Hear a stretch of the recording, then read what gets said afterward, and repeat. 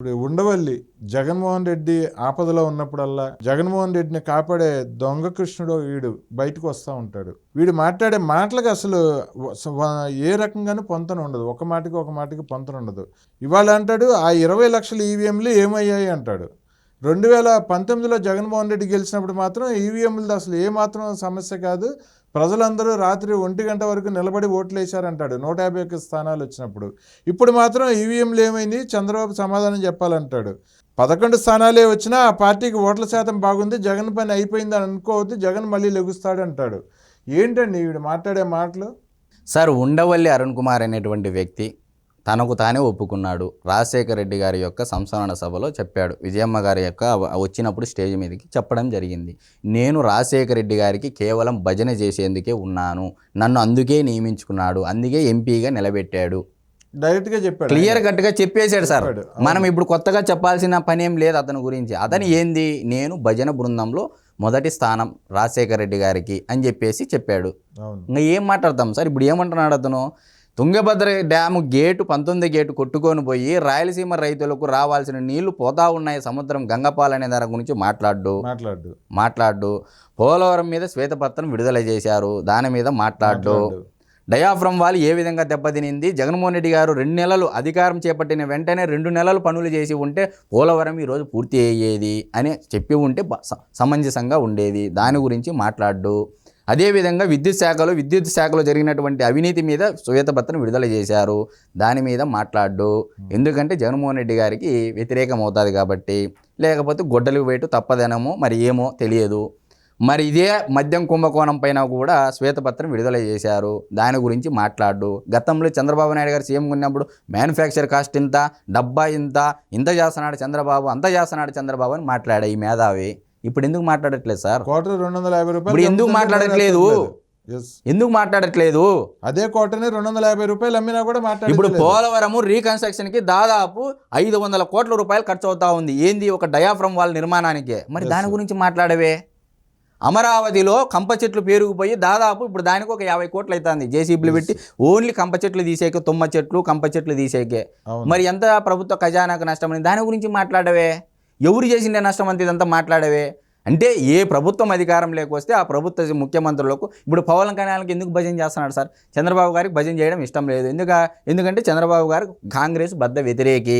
అవును, ఈయన కాంగ్రెస్ ముసుగు, అది కాంగ్రెస్ వైఎస్ఆర్ ప్యాకేజ్ ఇస్తారు సార్. మీరు చెప్పినట్టు కరెక్ట్గా ప్యాకేజ్ ఇస్తారు. ఇతను డబ్బులు ఎవరు అప్ప చెప్తే వాళ్ళకి భజన చేయడము. ఈ ప్రొఫెసర్ కె నాగేశ్వరు, ఈ ఉండవల్లి అరుణ్ కుమారు, అదేవిధంగా ఈ జర్నలిస్ట్ సాయి, వీళ్ళంతా ముసుగు మేధావులు సార్. ఇంట్లో కూర్చొని డబ్బు తీసుకొని వీళ్ళంతా ఏం లేదు సార్, ఏ గవర్నమెంట్ అధికారం లేకొస్తానే వీళ్ళంతా ఆ చోటికి అంటే బెల్లం చుట్టూ ఈగల వాళ్ళనట్టు వాలడము, అక్కడంతా సొమ్ము తినడము, మళ్ళీ అధికారం మారుతుందనగా అక్కడికి వెళ్ళి భజన చేసుకోవడం. ఇది సార్ వీళ్ళ తంతు. ఎక్కడికి పోయినా ఇలాంటి వాళ్ళని ఆదరించడం ద్వారా అసలు ఏం ఇంతవరకు ఇతని వల్ల రాష్ట్రానికి ఏమైనా ఉపయోగం ఉందా సార్? పవన్ కళ్యాణ్ గారు పిలుస్తారు సభలకి, లేకపోతే ఇంకోరు గారు పిలుస్తారు. ఏం మేము చెప్పలేకనా సార్? గూగుల్లో ఉండే డేటా మేము చెప్పలేకనా? ఆయన డైరీలో రాసుకొచ్చేది మేము చెప్పలేకనా? అంటే మాలాంటి చదువుకునే యువక ఇలాంటి కురు వృద్ధులు అవసరమా సార్ ఇంకా రాష్ట్రానికి? ఈ స్క్రాప్ అవసరమంగా రాష్ట్రానికి? జనరేషన్ మారింది సార్. నువ్వు ఎప్పుడో నేను 1970లో మాటలు చెప్తానంటే ఎవరు వింటారు ఇప్పుడు? అంత ఓపిక ఉందా? ఒకప్పుడు డికాషన్ కాఫీ కాల్చి అరగంట సేపు కాంచి పాలు పోసి ఉడికిచ్చి కాఫీ తాగేవారు. ఇప్పుడు ఆ ఓపిక ఉందా? లేదు కదా. ఈరోజు బ్రూ వచ్చింది, కాంటినెంటల్ కాఫీ వచ్చింది. ఎందుకు వచ్చింది? ఇన్స్టాంట్గా కాఫీ తోలుకొని తాగుతా ఉన్నారు. మిషన్లు కూడా వచ్చినాయి, మిషన్లు వచ్చాయి, బటన్ నొక్కితే మిషన్లు వస్తున్నాయి. ఎవరికి ఓపిక ఉంది సార్ ఈయన చెప్పి సోది వినడానికి? ఈరోజు మాట్లాడాలి కదా. మరి చంద్రబాబు నాయుడు గారు ఇంత వేగంగా దాదాపు బడ్జెట్లో ఇంత నిధులు తెచ్చారు, కేంద్ర బడ్జెట్లో ఈ టర్మ్కి ఇంత నిధులు తెచ్చారు, దాని గురించి ఇంతవరకు మాట్లాడలే. ఎందుకు మాట్లాడతారు సార్? ఎందుకు మాట్లాడతాడు? ఇతను ఆంధ్రప్రదేశ్ అభివృద్ధి అంటే ఇతనికి నచ్చదు. ఎందుకంటే చంద్రబాబు గారు ఉంటే ప్రజల జీవన ప్రమాణాలు, ఆదాయ ప్రమాణాలు పెంచుతాడు కాబట్టి, పెంచితే జగన్మోహన్ రెడ్డి గారికి అది నచ్చదు కాబట్టి, ఉండవల్లి అరుణ్ కుమార్ గారికి కూడా ఇది నచ్చదు. బ్రాహ్మణ సామాజిక వర్గంలో చెడబుట్టాడంట నేను. ఖచ్చితంగా సార్. చెడబుట్టడం ఏంది? ముమ్మాటికి చెడబుట్టాడు. మళ్ళీ దాని తప్పే లేదు. చెడబుట్టినారు వీళ్ళంతా. ఇప్పుడు నిన్న కూడా వేణుస్వామి గురించి TV5 మూర్తి గారు అదే కదా చెప్పింది.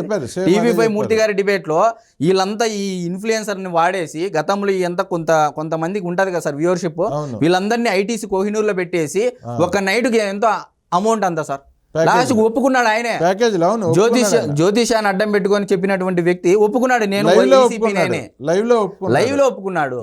మరి ఈ ఉండవల్లి అరుణ్ కుమార్ గురించి మనం మాట్లాడుకోవడం అవసరమా సార్? ఇలాంటి ముసలోళ్ళ గురించి అవసరమా? ఏంటి సార్ అతని వల్ల రాష్ట్రానికి ఏమైనా ఉపయోగం ఉంటే మనం మాట్లాడుకోవాలి. ఏం ఉపయోగం అతను ఏమంటున్నాడు సార్? ఇప్పుడు ఏమంటున్నాడు? ఆ 20 లక్షల ఈవీఎంలు ఏమయ్యాయి, వేసిన ఓటు ఎక్కడికి పోతుందని ప్రజల్లో అనుమానం అంట.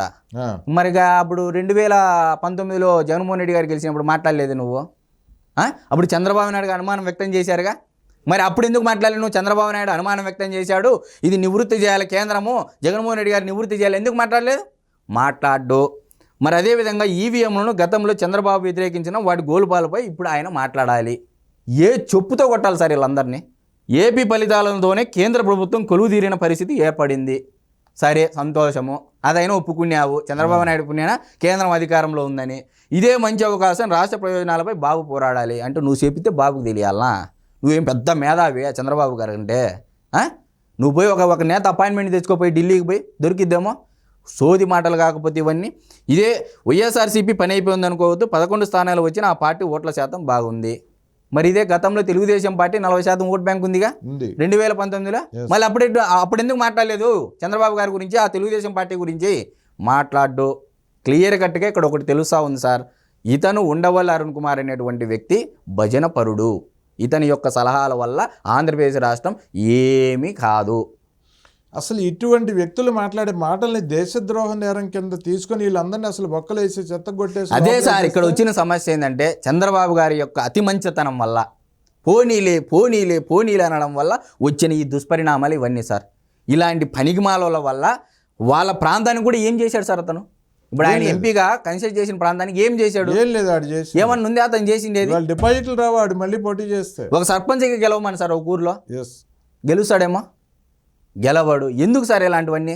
ఇతని వల్ల రాష్ట్రానికి నష్టం తప్పితే రాష్ట్రానికి ఎటువంటి ఉపయోగం లేదని మరొకసారి ప్రజలకు స్పష్టంగా చెప్తున్నాను సార్.